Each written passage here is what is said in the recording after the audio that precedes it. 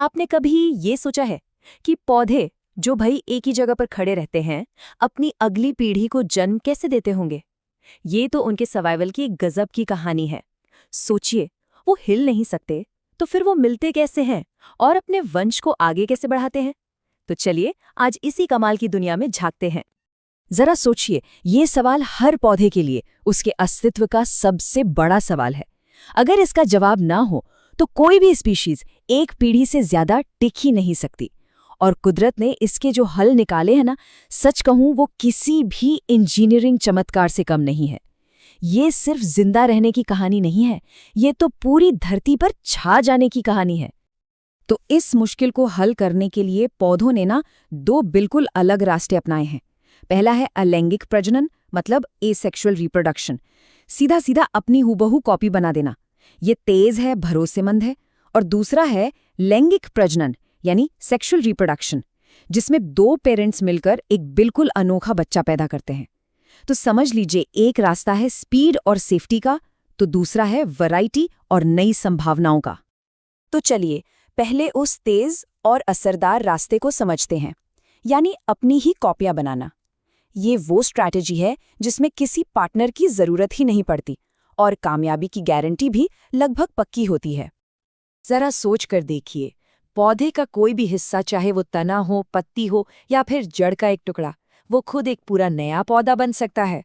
कोई बीज नहीं, कोई फूल नहीं। ये जो नया पौधा होता है ना, वो अपने पेरेंट की एकदम एग्जैक्ट जेनेटिक कॉपी होता है, मतलब एक सच्चा क्लोन।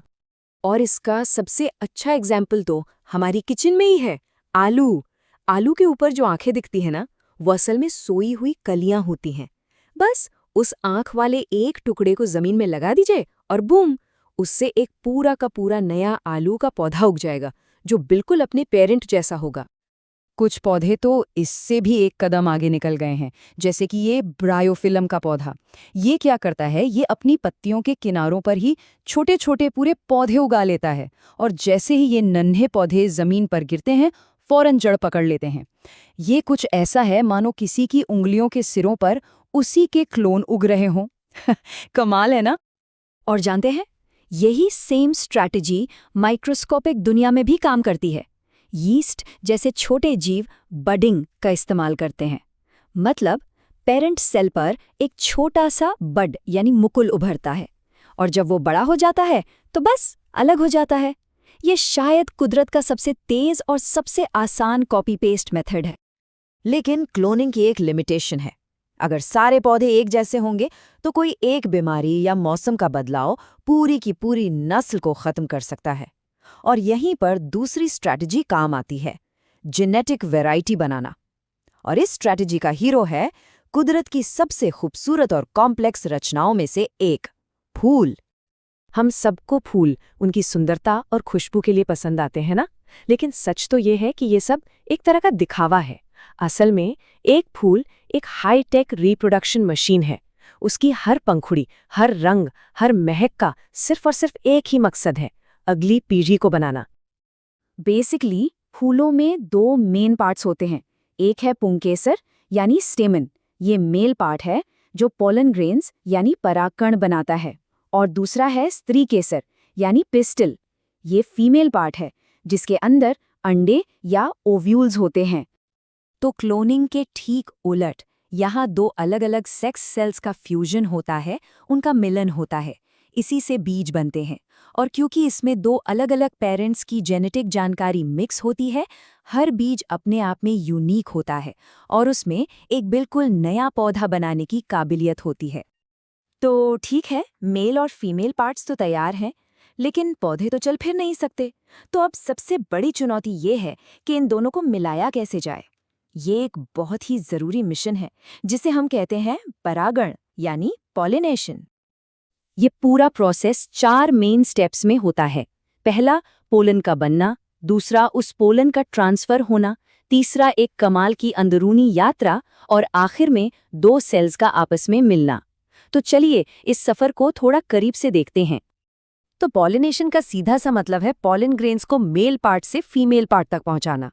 अब पौधे ये काम खुद तो कर नहीं सकते, तो वो बाहरी मदद लेते हैं, जैसे हवा की, पानी की या फिर मधुमक्खियों और तितलियों जैसे छोटे छोटे मैसेंजर्स की। और जैसे ही पोलन ग्रेन सही जगह पर पहुंचता है, असली मैजिक शुरू होता है। उस पोलन ग्रेन से एक बहुत ही पतली ट्यूब निकलती है, जो फीमेल पार्ट के अंदर अपना रास्ता बनाती हुई सीधे अंडे तक पहुंचती है। मेल सेल इसी सुरंग से नीचे जाता है और फीमेल सेल से मिल जाता है। बस यही है फर्टिलाइजेशन, और इसी एक पल से एक नई जिंदगी की शुरुआत होती है। और इस कामयाब मिशन का नतीजा क्या होता है, ये हम सब जानते हैं। वो फर्टिलाइज्ड अंडा एक बीज बन जाता है, जिसके अंदर एक नन्हा सा पौधा सो रहा होता है, और उसको घेरने वाला जो ओवरी का हिस्सा है वो पककर एक रसीला फल बन जाता है, जिसका काम डबल है: बीज को बचाना और उसे दूर दूर तक फैलाने में मदद करना। लेकिन रुकिए, मिशन अभी खत्म नहीं हुआ है। पौधे ने बीज तो बना लिया, पर अगर वो बीज सीधा पेरेंट पौधे के नीचे ही गिर जाए तो उसे धूप, पानी और न्यूट्रिएंट्स के लिए स्ट्रगल करना पड़ेगा। तो आखिरी चुनौती है बीज को कहीं दूर भेजना। और इस काम के लिए भी पौधों ने कुछ कमाल के तरीके ईजाद किए हैं। कुछ बीज हवा में उड़ने के लिए पैराशूट या पंखों का इस्तेमाल करते हैं, कुछ को पानी पर तैरने के लिए डिजाइन किया गया है, कुछ तो जानवरों के शरीर से चिपक कर मुफ्त की सवारी कर लेते हैं, और कुछ पौधे तो अपने बीजों को गुलेल की तरह दूर फेंकते हैं। जैसे मेपल का बीज, वो हेलीकॉप्टर की तरह घूमता हुआ नीचे आता है ताकि हवा उसे उड़ाकर दूर ले जा सके। या फिर डैंडेलियन के बीज को देखिए, उनके पास अपने छोटे छोटे पैराशूट होते हैं जो उन्हें मीलों दूर तक ले जा सकते हैं। ये नेचर की अपनी एरोनॉटिकल इंजीनियरिंग का एक शानदार नमूना है। और पानी के रास्ते सफर करने में सबसे बड़ा एक्सपर्ट कौन है? नारियल। उसका रेशेदार और सख्त खोल उसे एक नाव की तरह बचाता है, और वो खारे पानी में महीनों तक तैरकर नए नए द्वीपों और किनारों तक पहुंच सकता है। और फिर आते हैं चालाक हिचहाइकर्स। ज़ैंथियम जैसे पौधों के फलों में छोटे छोटे हुक्स होते हैं, जो वहां से गुजरने वाले किसी भी जानवर के बालों से चिपक जाते हैं। अब वो जानवर बेचारा अनजाने में उस बीज को एक नई जगह पर ले जाके गिरा देता है, और बस वहीं वो उग जाता है। तो अपनी कॉपी बनाने से लेकर पार्टनर्स को लुभाने के लिए खूबसूरत फूल बनाने तक, और फिर अपने बच्चों को दूर दूर भेजने के लिए इतने स्मार्ट तरीके खोजने तक, पौधे सच में सर्वाइवल के मास्टर हैं। उनकी ये सारी स्ट्रैटेजीज हमें एक बात याद दिलाती हैं कि जिंदगी की सबसे बड़ी चुनौतियों से निपटने के लिए अक्सर सबसे क्रिएटिव सॉल्यूशंस की जरूरत पड़ती है।